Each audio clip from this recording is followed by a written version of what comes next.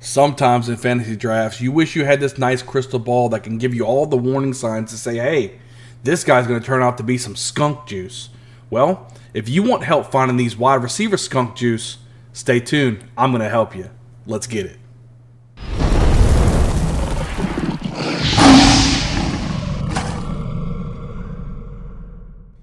My first wide receiver that I'm going to talk about to avoid is Amon-Ra St. Brown, the wide receiver for the Lions. Now, a lot of you guys are saying, wait, he broke out last year and he ended the season really good. He's rocking and rolling. Let's get him.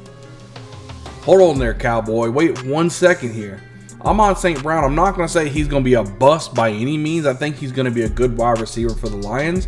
But people are overdrafting this guy. Thinking, oh my gosh, we got this huge barn burner. We can draft him early in the third, fourth round. We got a solid wide receiver.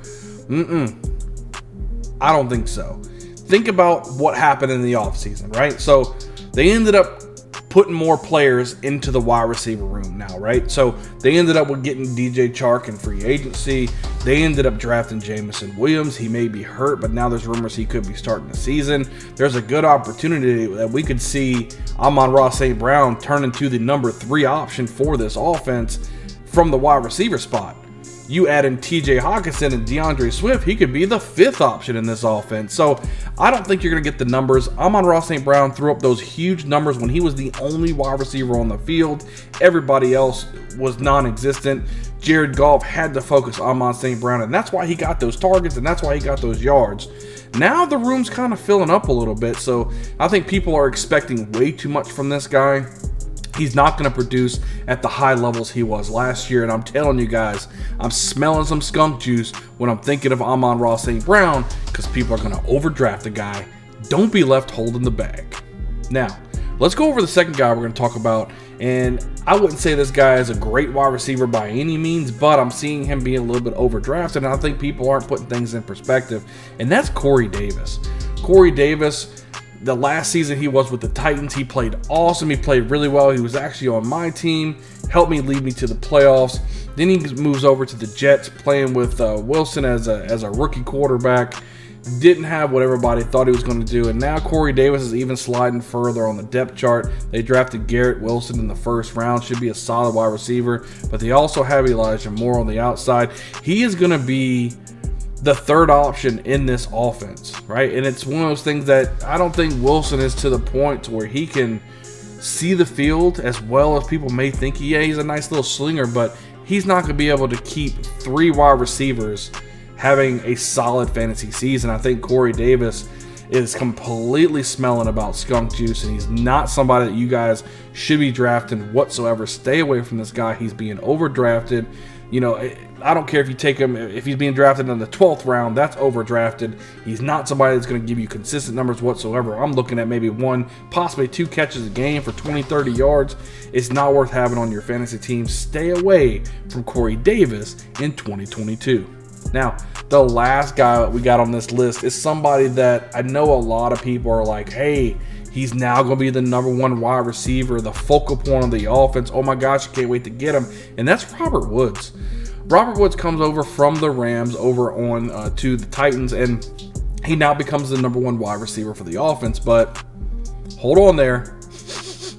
Smelling some skunk juice here. Let me give you guys what I'm thinking here. Robert Woods came into the offense, or in the NFL, on the Bills offense, and he was the number 1 guy. He was the go-to guy. Hey, we're getting the ball, and he was straight trash. Then he goes over to the Rams. He gets people like Cooper Kupp on his team and some surrounding offense, and he ends up producing pretty good because he was actually not the number 1 target, so he wasn't getting the best corners. Well, now he goes over to the Titans, and guess what he is again?